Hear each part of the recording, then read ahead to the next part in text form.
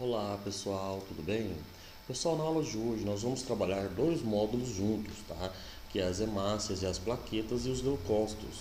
São módulos pequenininhos que dão para tem condição da gente falar deles juntos, e depois na próxima aula eu já vou entrar com o Meet para corrigir as atividades dos dois juntos, tá bom? Juntamente com vocês aí na sala do Meet. Beleza? Então, eles têm relação bacana para trabalhar junto, então a gente vai já desenvolver para a gente terminar a apostila do terceiro bimestre, beleza? Pessoal, o nosso sangue ele vai ser formado por duas partes. Então nós temos o plasma, que é a parte líquida do nosso sangue, né? Esse plasma é uma parte amarelada. Não sei se vocês já viram como é que é o plasma, né? Ele é a parte figurada amareladinha. Então, assim, diferentemente dos outros elementos figurados, que vai ser os glóbulos vermelhos, os glóbulos brancos e as plaquetas do nosso sangue, tá? No caso esse plasma aí, a composição básica dele é de água, tá? Então, ou seja, ele vai ser 90% de água e 10% de elementos aí como proteínas, sais minerais, nós vamos ter monossacarídeos, aminoácidos, ácido graxo, glicerídeos, gordura, colesterol e a ureia, que são os elementos que o nosso sangue vai carregar, juntamente aí, né, com nossos gases respiratórios, o oxigênio e o CO2. Nós temos hormônios que são transportados, temos enzimas, né, que são todos os elementos que passam aí pelo sistema sanguíneo corporal. Então, cada parte ele vai levar a sua importância, dependendo da região que ele vai passar e que ele vai transportar, ele vai levar todos esses materiais para os seus devidos lugares, para as células, levar esses elementos para todas as partes aí do nosso corpo. Todas as células do nosso corpo necessitam aí, né, de estar em contato com esse sangue. Então eu vou ter artéria, veias, eu vou ter venículas, eu vou ter arteríolas, eu vou ter vasos capilares em todos os, né, componentes do nosso corpo. Aqui a gente pode observar bem a divisão do nosso sangue, pessoal. Essa imagem é de suma importância para a gente poder compreender todo o processo do nosso sistema sanguíneo, porque a forma de cada elemento do nosso sangue, ele tem uma relação direta com o nome desse elemento. Então nós temos o plasma sanguíneo, que eu falei para vocês aqui, região mais amarelada, ele vai compor aí, né, cerca de 60% aí do nosso sangue, tá bom? Nós temos o glóbulos brancos. Isso aqui, esse material aqui, ele passou por uma centrífuga. A centrífuga, quando a gente coloca ele para girar, rodar numa centrífuga, a centrífuga consegue separar os elementos do sangue. Então fica realmente esse elemento separadinho aqui, o plasma, os glóbulos brancos aqui no meio, bem pequenininho, por causa do peso. Aqui é em função do seu peso molecular, né? Então, ou seja, as moléculas mais pesadas vão para o fundo, as mais leves ficam no meio. Então a gente consegue separar aí os glóbulos brancos, os glóbulos vermelhos e o plasma. Aqui a gente pode ver o que? A forma. Olha a forma do núcleo aqui do leucócitos, né? Neutrófilos aí. As plaquetas, o tamanhozinho das plaquetas, a forma do glóbulo vermelho, né? No caso das hemácias. Aqui eu tenho um linfócito, olha a forma do linfócito, é diferente do neutrófilo. Olha aqui um leucócito, no caso um eosinófilo, olha a forma do núcleo bilobado dele aqui, né? Olha a forma do núcleo de um basófilo, a forma e o tamanho do núcleo de um monócito, né? Então, ou seja, eu também tenho esse processo.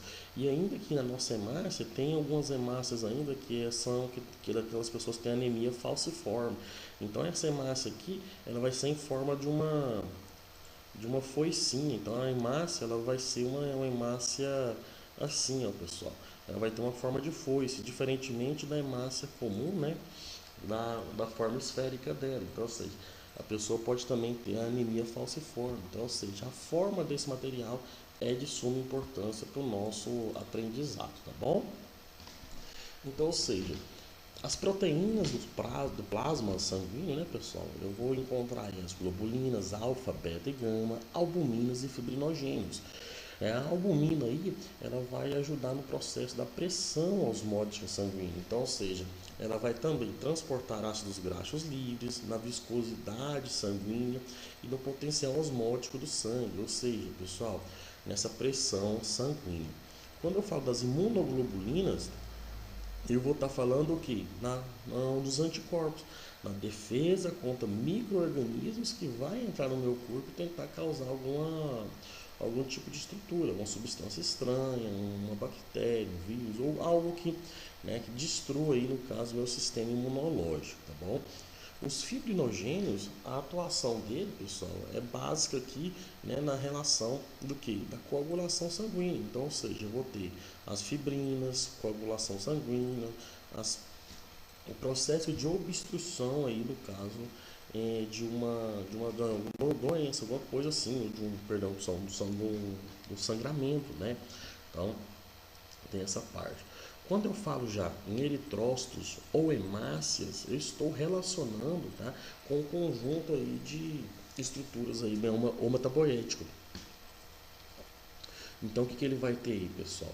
Eu vou estar localizado nesse processo aí dentro dos ossos, né? No interior dos ossos é formado esses elementos do nosso sangue. Então, ou seja, então, o que acontece, pessoal?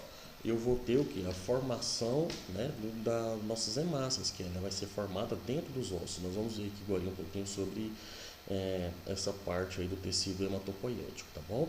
Então, eu vou ter umas hemácias aqui que elas não vão ter núcleo, tá? Elas vão ser anucleadas, tá? Não vou ter mitocôndrias, complexo de Golgi, então, ou seja, esses elementos aqui elas perdem para dar o que? Carrega origem a somente, né, o seu processo de levar todos aqueles elementos que nós falamos.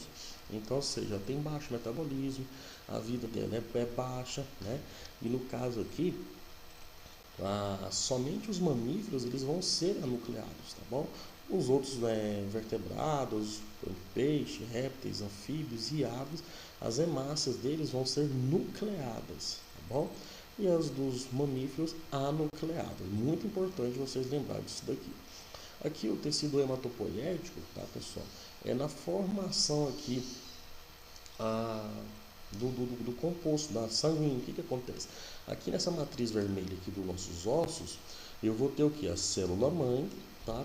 Que é ou seja, chamada de células tronco, que ela vai dar origem às células mieloides. E essas células mieloides vão se transformar, né? Porque elas são células tronco, elas têm o poder de se transformar em outros tipos diferenciados celulares, por exemplo, as nossas hemácias, nas plaquetas, nos neutrófilos, tá? Aqui também a célula mãe se divide aqui no caso nas células linfóides. As células mieloides vai formar hemácias, plaquetas, neutrófilos. E a célula aqui linfóide vai transformar no linfócito, linfócito T, linfócito B, que são células responsáveis pela imunidade do nosso corpo, respostas imunitárias, guardar informações, básicas, quando a gente toma uma vacina ou algo assim, guardar informações básicas para numa próxima reinfecção, o meu corpo já está preparado com informações básicas para poder defender o meu corpo. Tá? Então, essas são as funções básicas que nós podemos encontrar. Quando a gente fala em plaquetas ou trombócitos, tá? Eu estou falando da função de obstrução, ou seja, na ruptura de um vaso sanguíneo, o meu corpo libera receptores químicos que vai na corrente sanguínea e aqueles receptores químicos eles chamam o material responsável pela essa ruptura. Então, eu cortei meu dedo, ele emite receptores químicos, meu sangue vai começar a sangrar, desculpa, o meu corpo vai identificar isso aqui e vai lá mandar os elementos, é como se fosse uma massa, né?